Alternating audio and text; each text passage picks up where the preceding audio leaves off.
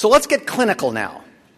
We've been talking engineering and physiology. Let's get clinical now and talk about how we apply mechanical ventilation and what the issues are. And what I want to do is look at the three goals. The three goals of mechanical ventilation are to ventilate the patient, get gas from the environment into the alveolar space and vice versa. We want to unload respiratory muscles. They're often fatigued and overloaded. And we want to use positive pressure to try to open up and maintain alveolar recruitment.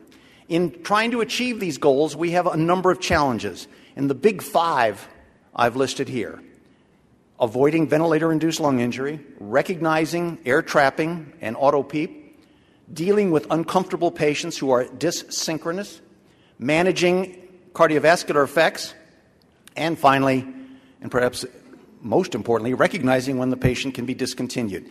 I realize some of my points here are going to be repeated by Wes Ely. We've been doing this together. I think the two of us have found over the years that a little repetition doesn't hurt. So the goals, very briefly, again, I've got a sophisticated audience here. You all know that as you increase alveolar ventilation, the PCO2 falls, and the relationship depends upon what the carbon dioxide production is.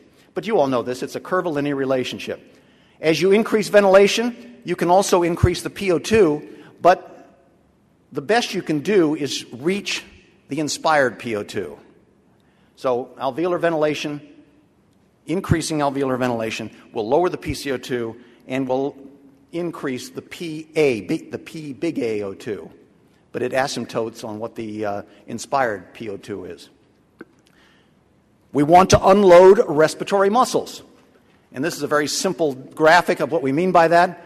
This is tidal volume over pressure. Here's you and I here in the room generating a negative pressure. That's us. And this area of this curve here is the work of breathing. A patient with stiff or obstructed airways requires a much higher pressure and often will reduce the tidal volume because the work is so high. A controlled breath is over here. This is obviously a very old slide with 12 mLs per kilo on it. We don't do that anymore. But the point is, you can totally unload the respiratory muscles with controlled mechanical ventilation. But we've learned over the years that this is probably not a good idea for a prolonged period of time. Ventilator muscle atrophy is a very real phenomenon, sometimes called VIDD, ventilator-induced diaphragmatic dysfunction. And we've learned in recent years that this actually can occur probably in less than 24 hours. So we tend not to keep controlled mechanical ventilation on people for very long. And much of what we do in the ICU is assisted ventilation. And basically the idea is to take the patient's effort and add to it a level of support that, if you will, normalizes their work of breathing. That's the current thinking on how to manage ventilatory muscles. I'll come back to that point in a little bit. And the third thing we try to do is stabilize alveoli.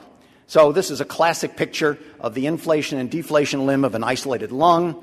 And as you can see down here at low transpulmonary pressures, a collapsed lung. As we inflate it, we finally pop it open out here at the high end of the pressure volume curve. And then the beauty of the lung, largely through surfactant layer construction, is the deflation limb is shifted to the left. And this illustrates the concept that lung recruitment actually occurs during the inspiratory phase, and we use expiratory pressure to maintain and prevent de-recruitment. And we'll come back to the idea of doing recruitment maneuvers to try to maximize the recruitment. But the idea of a ventilator is to provide the initial recruitment and then, with expiratory pressure, prevent the subsequent de-recruitment. And we're going to come back to how to set these as we go into clinical issues both today and a little bit tomorrow. So those very briefly are our goals of mechanical ventilation: to ventilate, to unload, and to recruit and prevent de-recruitment. These are our challenges. These are our challenges. And I know Wes is going to touch on these, and I'm going to come back to them again tomorrow when we talk about obstructive disease and ARDS. The big challenge that's attracted a lot of attention is the idea of ventilator-induced lung injury. And here's a question for you. The lung is at risk for overdistension when the peak pressure exceeds 30 centimeters of water, the plateau exceeds 30 centimeters of water, the transpulmonary pressure exceeds 30 centimeters of water, or the end esophageal pressure exceeds 10 centimeters of water.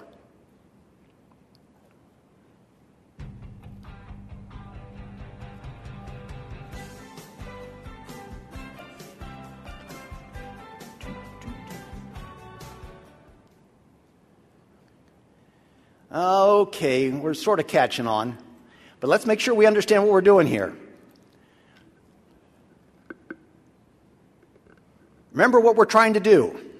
We're trying to prevent stretch in the lung. The stretch in the lung, if your chest wall compliance is very good, is approximated by the plateau pressure. But remember what I said about the very obese patient or the very anasarchic, is that a right word? Wet. The patient with ascites. That plateau pressure may be driven to a large extent by those extrapulmonary features. So the strictly correct answer is when your transpulmonary pressure exceeds 30 to 35 centimeters of water. Now, again, in the ICU, when we're dealing with normal chest walls and we don't have esophageal balloons, we often make the assumption that the plateau pressure is mostly driven by lung compliance. And that's true. And that's why the plateau pressure rule of thumb is a good one. But I put that question up to remind you one more time that sometimes that plateau pressure can fool you and overestimate lung stretch in the patient with abnormal chest wall compliance. So let's go back to ventilator-induced lung injury and look at the pressure volume curve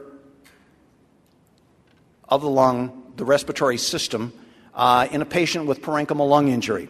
And it's collapsed down here at end expiration, and then we inflate it, and we recruit alveolar structures, and then out here, we start to overdistend the system. And I think we all know overdistension injury is a serious problem. We used to think it had to go very high and injury was only pneumothorax or pneumomediastinum and things like that. We know for a fact that if you take the transpulmonary pressure and increase it above 30 to 35 centimeters of water, yours and my normal stretching pressure at TLC, you will injure the lung and create ARDS. In fact, it's a good way in an animal model to produce ARDS. Just ventilate the animal at 40 centimeters of water for a while. Again, we use the plateau pressure to estimate this risk. So those of you who picked answer B weren't totally off base. But again, I want you to always keep in the back of your mind, is the chest wall contributing to that plateau pressure? So this is overdistension injury, and a good rule of thumb is to keep your plateau pressure less than 30 centimeters of water. There's a second injury down here. It's not atelectasis. It's rather repetitive opening and closing of atelectatic units. An atelectatic lung is not being injured, but that lung is clearly injured when we're popping it open and slamming it shut with every breath. And right here in the middle is a more controversial lung injury. Ventilating with tidal volumes bigger than yours and mine, 5-6 mLs per kilo, not so big that you overdistend, and not configured such that there's a lot of collapse. Does a tidal volume above 6 mLs, 6-8 mLs per kilo, in and of itself cause lung injury? Another point to remember in thinking about ventilator-induced lung injury is that it is heterogeneous. And that's a very important concept. And let me illustrate why. So here's an animal that clearly has dense lung injury at the basis. In fact, the only units in this poor animal that are working are these units up here at the top. Those are the units that are keeping this poor animal alive. If we add a lot of pressure to this system, we can really do a great job of opening up these sick units. And I guarantee you, the pressure, or the compliance of this animal is better, and the PO2 in this animal is better. And we may be patting ourselves on the back for doing a good job. But I want you to look very carefully up here at the top. These healthy units have become very, very black. Lurking in the background, then, is an iatrogenic injury overdistending these healthy regions while we at least transiently are improving the sick regions. And this is a critical point to remember in managing ventilators, that the transient physiologic improvement you see may not necessarily translate into a better outcome. Because I will submit to you, and I'm going to show you data later on and sometime tomorrow morning as well, that this overdistension injury here will rear its ugly head in a couple of days and go on to actually kill this animal, despite the fact that we have opened up some sick regions. I'll come back to that point several times, both today and tomorrow. Heterogeneity. What's good for one region of the lung may not be so good in other regions of the lung. The classic ARDS network trial, I can't believe this is now 10 years old, showing benefit to reducing tidal volumes down near the normal range, or at least getting it out of these very high tidal volume ranges, was associated with an improved mortality. Interestingly enough, the plateau pressures were also reduced by the small tidal volume. If you take 30 as your threshold, the small tidal volumes were in the so-called safe range, and the large tidal volumes were in the so-called dangerous range. So there was immediate controversy. Was it the reduction in tidal or plateau pressure that produced more patients alive and off the ventilator, or was it the reduction in tidal volume that got patients better, or was it both? And I call this the maximal stretch versus the tidal stretch controversy. And this is important clinically, because if you believe it's only maximal stretch that hurts the lung, then if you keep the plateau below 30, you can use any tidal volume you want. However, if you believe tidal stretch is also important, there is no safe plateau pressure, and you need to minimize both. So what's the data on this controversy? This is the ARDSNet data organized by quartiles. The 25% of the sickest patients, middle patients, and the 25% healthiest patients in the ARDSNet trial. The large, big blue, deep blue, the healthy, or is not healthy, the smaller tidal volume, the light blue. And I want you to notice in this group over here, where the plateau pressure is well below 30 in both groups, there still appears to be a mortality trend. This is a post hoc analysis. It's unfair to do stats on it, but it's certainly in the right direction. I think a better, not necessarily a better, but another way of looking at this was done by the Mayo Clinic. And what they did back in 2001 is they looked at patients in their ICU who were ventilated for reasons other than ARDS. They did not have acute lung injury. They had COPD. They had neurologic injury. They had focal pneumonias. They had drug overdoses. They were post-ops. And they looked to see how many of these patients actually developed lung injury on the ventilator. And they found a substantial percentage of them actually developed ARDS, or acute lung injury syndromes, on the ventilator. And the strongest predictor was the size of the tidal volume. Now, you may say, well, gee, those high tidal volumes were probably associated with high plateau pressures. Ironically, it's the other way around. Because what these guys were doing at Mayo was giving high tidal volumes to the healthiest patients, and they actually had plateau pressures down in the low 20s. So they thought, geez, maybe this strategy of giving high tidal volumes to people whose plateau pressure could, quote, tolerate it was not such a good idea. And they changed their practice. They dropped their tidal volumes over the subsequent years, and with it came down substantially the incidence of acute lung injury on the ventilator. So I would submit to you, my prejudice is that I think it's probably both. And my own approach to this is to limit tidal volume and plateau pressure. The other injury out here, as I say, is a collapse and reopening injury. We use PEEP to prevent collapse and reopening, but I want to remind you, and I'll come back to this more tomorrow, ventilator or PEEP is a two-edged sword. This unit right here clearly has repetitive collapse and reopening injury. If we give a little bit of PEEP and prevent that, compliance actually gets better. But look what happens when we start pushing on the PEEP perhaps a little too much. The plateau pressures start going up. So what might be good in some regions with the addition of PEEP might be injured elsewhere with the consequent collateral increase in plateau pressure. I'll come back to that point more tomorrow, too. So what novel strategy to support patients actually worsens gas exchange? Inverse ratio ventilation, APRV, ARDSNet, small tidal volume, or high-frequency oscillatory ventilation?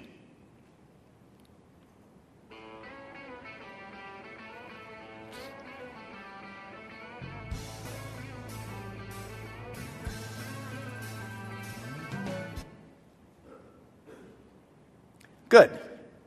The majority of you got the correct answer, and it illustrates the point. Come on, baby. There we go. It illustrates the important point I tried to emphasize a moment ago. It's a heterogeneous disease. And I want to show you this slide, because I think it's one of the most important slides I'll present to you over these 2 days. This is the P/F ratio in the ARDS network trial comparing small and large tidal volumes. Now, I want you to notice over the first 3 days of the trial, the P/F ratio is actually better in the large tidal volume group. Whoa! Isn't that the group that died? Yes, it is. So what's going on here? Again, I think this illustrates this heterogeneous nature. The higher tidal volumes actually did improve lung recruitment, did open up a few more alveoli. The compliance was actually also better in this group, but lurking in the background was overdistension of healthier regions of the lung. As a consequence, these curves cross, and the high tidal volume group goes on to die. A physiologic improvement immediately may have costs associated with it that we need to recognize. Similarly, you may get some hypercapnia with these smaller tidal volumes, and that's probably okay too. We're learning we can tolerate pHs down in the 7-1 range, assuming blood pressure and cardiac function is okay, without any other kind of harm. Air trapping, intrinsic PEEP. You get intrinsic PEEP with high minute ventilations, long IE ratios, and bad respiratory time constants. It increases expiratory volume, and this will raise, if you're in volume-targeted ventilation, it raises pressures. If you're in pressure ventilation, it will lower tidal volume, and it can serve as an incredible threshold load to trigger breaths.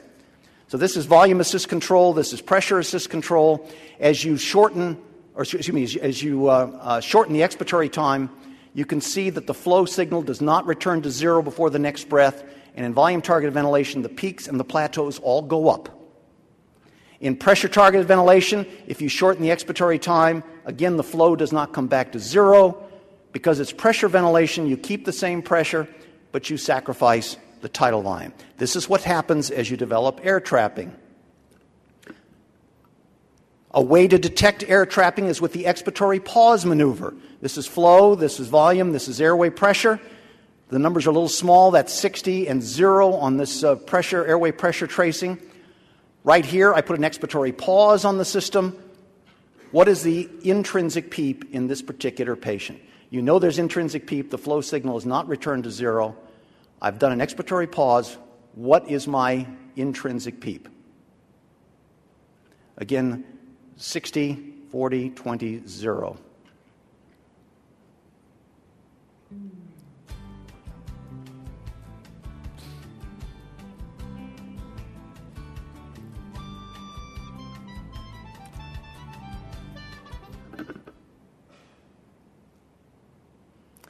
And the most popular answer is C, and that is the correct answer.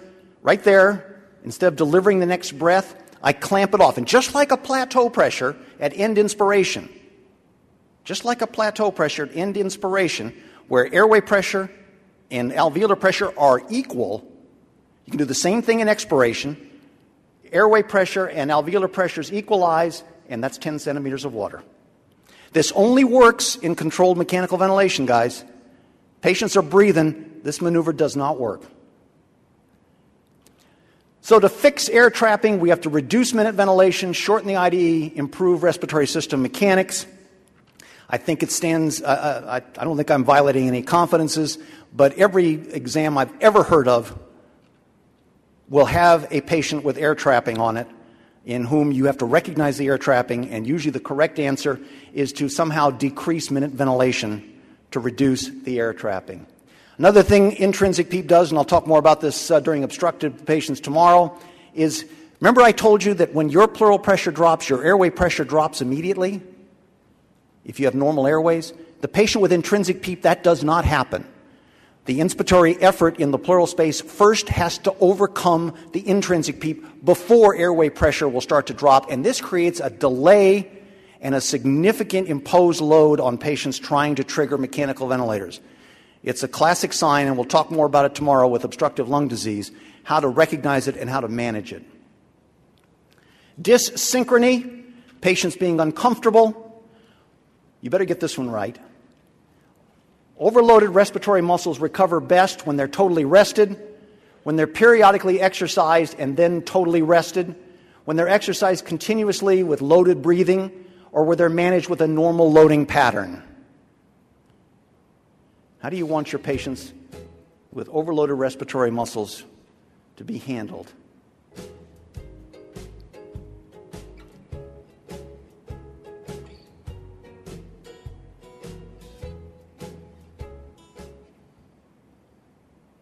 And the correct answer, I agree, is D.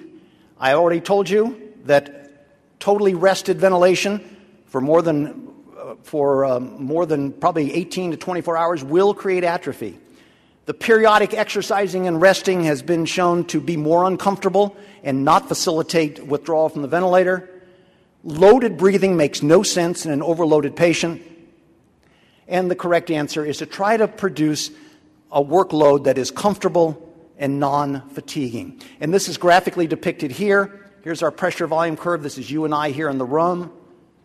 All those little dots are our work of breathing. The patient with horrible respiratory failure, high pressures for the same tidal volume, lots of work of breathing, totally unloaded with controlled breaths.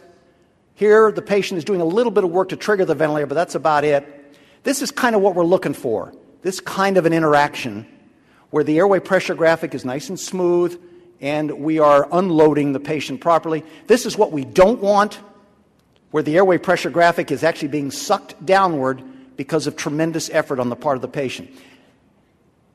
Martin Tobin described this, or has this nice cartoon that shows what happens, unfortunately, on a lot of ventilators.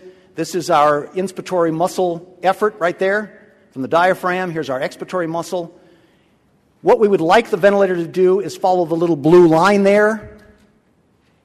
That's what we'd like the ventilator to do. Unfortunately, we sometimes get what looks like the red line, or even more worrisome is when it actually gets sucked downward and looks like this black line. That means the patient is not getting support in response to his or her effort. And the way you recognize this clinically is to simply look at the airway pressure graphic. Flow and volume, these are real patients. The dotted line represents what a controlled breath would look like, and as you can see, progressively sucking down the airway pressure graphic. Look at this one right here. My goodness, patient's hardly getting any support at all. Learn to recognize the airway pressure graphic. You want a smooth upward concavity to the airway pressure graphic. And here's a classic example, again, of a real patient. Notice the airway pressure is being sucked downward. This is a fixed flow breath, a decelerating flow pattern. I switch this patient to pressure-targeted mode, same volume, but now with a variable flow. As you can see, it actually lasts a little longer during the inspiration, and the airway pressure graphic becomes a much smoother concave upward. Learn to recognize a synchronous patient-ventilator interaction. The cardiovascular system usually is not affected a lot by mechanical ventilation, but it is useful to remember, especially when you're dealing with high intrathoracic pressures, you can have some effects. So spontaneous breaths to fully controlled breaths. And what this does to the heart is it reduces venous return as pleural pressure rises. Now there's a little benefit out here that the positive intrathoracic pressure around the left ventricle actually serves as a LV afterload reducer. So you get these two effects going on, venous return falling off and left ventricular assist coming on. In a way, patient with bad heart failure, these two effects might be good. However, in a septic patient, this loss of venous return could be bad. But recognize what's going on inside the thoracic cage. So cardiac function may be improved by positive pressure ventilation, and indeed, as we'll talk about later in this course, sometimes you can precipitate heart failure by suddenly withdrawing positive pressure ventilation. And my final section here, recognize discontinuation potential. I have a feeling my good buddy Wes is going to touch on this more than, or in more detail, but it's critically important that we recognize when a patient is ready to come off the machine. And what's the most effective way to recognize this and manage patients? To use slow SIMV rate reductions, to do slow pressure support level reductions, to do daily spontaneous breathing trials, or to do F to VT measurements during 2 minutes of a spontaneous breathing trial. What is the most effective way to efficiently remove ventilatory support?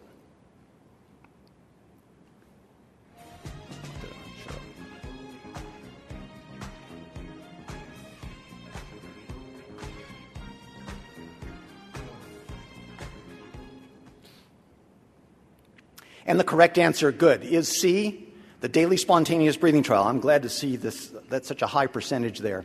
The F to VT was kind of a little trick question thrown in on you there. The F to VT is a useful measurement. It's a useful way to assess how well a patient is tolerating your spontaneous breathing trial, one of the tools you can use. But as a single measurement, only during the initial 2 minutes, it's not good enough. You have to do the full spontaneous breathing trial. And this is a summary of the weaning trials of the 1990s, showing patients coming off the ventilator or still on the ventilator over time, a number of different strategies using pressure support, short little T-piece trials, SIMV, et cetera, et cetera, et cetera. What I want to show you is this curve over here on the far left, the one that gets patients off the ventilator quickly, is taking patients who have stable gas exchange, are not on pressors, and can breathe, and doing daily spontaneous breathing trials on them just once a day. And Wes, here's your data that I think really drives this point home. If you do this in a protocolized fashion, you do get patients off the ventilator quicker, fewer ICU days. So let me summarize and conclude. The goals of mechanical ventilation are to provide fresh gas in the alveolus, to unload respiratory muscles but not totally unload them, and to provide some level of alveolar stabilization that doesn't allow collapse and reopening.